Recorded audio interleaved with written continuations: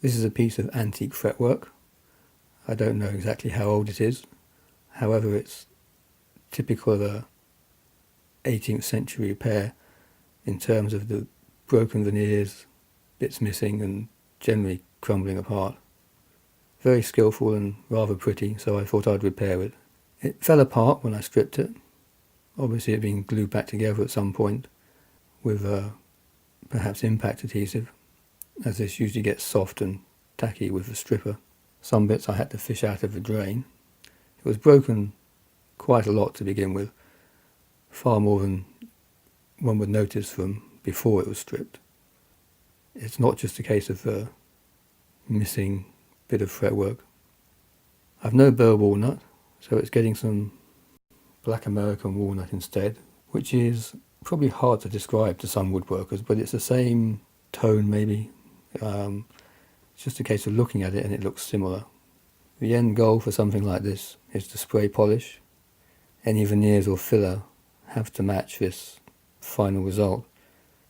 In this case it would probably be a dark brown stain and then a dark brown spray lacquer.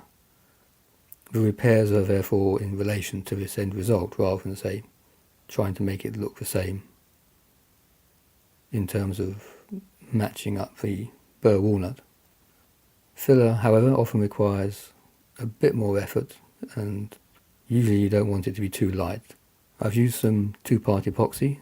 This particular one is not so easy. It mixes 1 to 5, hence the scales.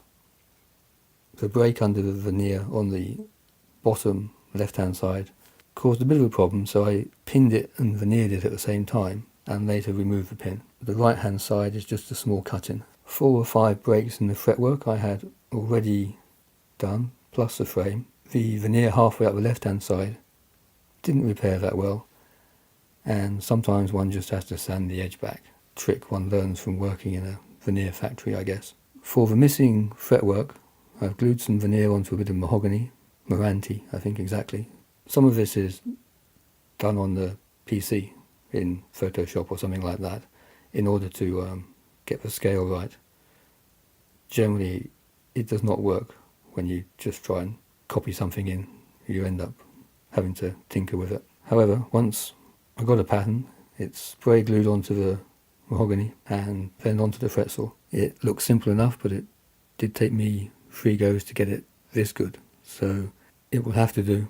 It's nowhere near like the quality of the original work, but in relation to the overall number of repairs and the general appearance, it's okay.